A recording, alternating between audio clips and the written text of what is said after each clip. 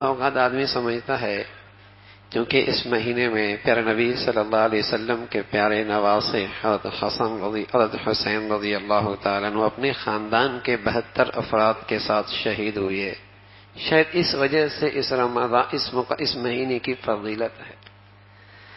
حالانکہ اللہ کے نبی صلی اللہ علیہ وسلم کی وفات کے 60 سال بعد یہ واقعہ کربلا پیش آیا، اور اللہ کے نبی تو اپنی زندگی میں اس کی فرضیت پر روزہ رکھا کرتے تھے، اور پھر اس کے بعد نفلی روزے کا اہتمام بھی، ترغیب بھی آپ نے دی۔ اس کا تقدس تو پہلے سے تھا، ہاں اس کی وجہ سے مہینہ فضیلت والا تھا، دن فضیلت والا تھا۔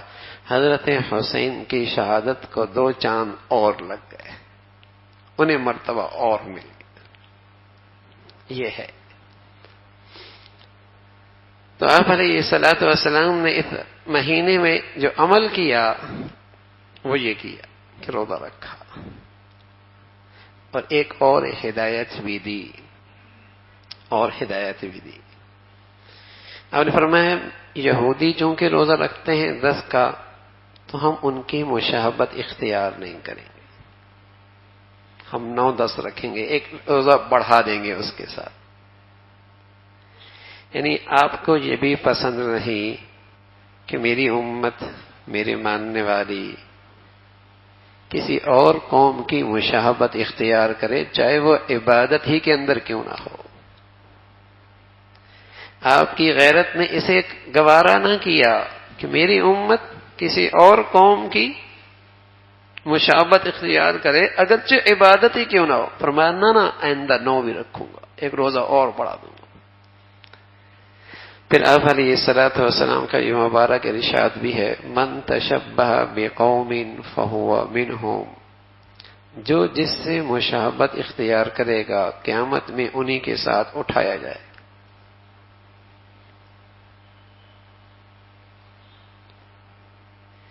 کوئی آدمی لباس اس لیے پہنے کہ میں ان جیسا لگوں، یا کھانے کا طریقہ اس لیے اختیار کرے تاکہ میں ان جیسا لگوں، مشابہت جان بوجھ کے اختیار کے ساتھ ایسا کرنا حرام ہے کہ میں ان جیسا لگوں۔ یہ جو مشابہت ہے کہ اختیار کے ساتھ، ارادے کے ساتھ کسی غیر قوم کی مشابہت اختیار کرنا، یہ جو مشابہت اختیار کی جاتی ہے، اس مشابہت سے پہلے ان کی عظمت دل میں آتی ہے، ان کی محبت دل میں آتی ہے، پھر ان کا طریقہ اس کی زندگی میں آتا ہے، اور یہ دینی غیرت کے خلاف ہے، یہ ایمانی اسلامی غیرت کے خلاف ہے۔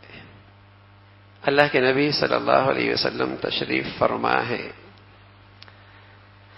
حضرت عمر رضی اللہ تعالیٰ عنہ بیٹھے ہیں اور ابو بکر رضی اللہ تعالیٰ عنہ بیٹھے ہیں، تو حضرت عمر تورات کھول کر دیکھنے لگے، تو اللہ کے نبی کے چہرہ سرخ ہو گیا۔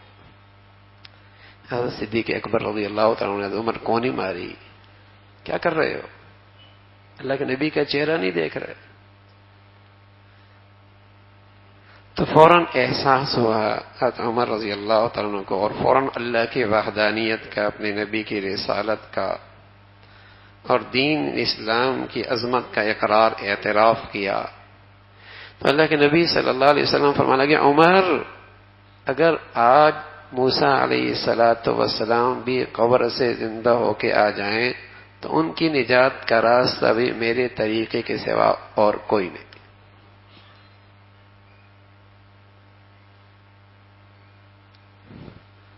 اپنے زمانے کے سکے تھے، اب یہ شریعت محمدیہ کا کھرا سکہ ہے، اب نجات کی شکل صرف یہی ہے، جس کا طریقہ اس سے میل کھائے گا وہ عمل اللہ کے یہاں قبول ہے۔ تو اگر کوئی شخص اپنے ارادے سے کسی قوم کا لباس پہنے، کھانے میں اس کا طرز اختیار کرے، شادی بیاہ میں اس کا طرز اختیار کرے، لباس پوشاک میں اس کا طرز اختیار کرے، اٹھنے بیٹھنے میں اس کا طرز اختیار کرے، اختیار سے، کیونکہ اس کے پیچھے ایک جذبہ ہے ان کی عظمت کا، ان کی محبت کا، تاکہ میں بھی اچھا لگوں، معزز بن جاؤں، میں بھی اچھا لگوں، معزز بن جاؤں. تو ایسی کسی قوم کی مشابہت اختیار کرنا حرام ہے. معزز لگو، اچھے خاصے لباس پہن رہا ہوتا ہے، لیکن جب شادی کا موقع ہوتا ہے اور آنے والوں کا استقبال کرنا ہوتا ہے تو ابا کیا کہتا ہے؟ بیٹے کیسا لباس پہن، یہ پہنو، یہ لباس پہنو. سمجھتا ہے کہ اس میں عزت ہے، اس میں عزت ہے. تو یہ حرام ہے کسی قوم کی مشابہت اختیار کرنا، اس لیے کہ اس کے بھی جذبہ ہے ان کی عظمت کا، ان کی محبت کا، کہ اس میں عزت ہے.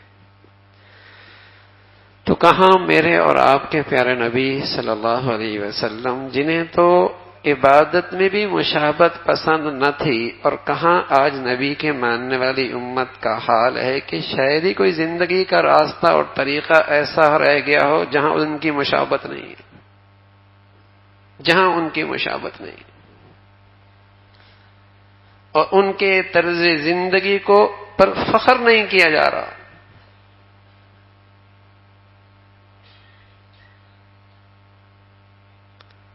اور ان کے طرز عمل میں عزت سمجھی جا رہی ہے.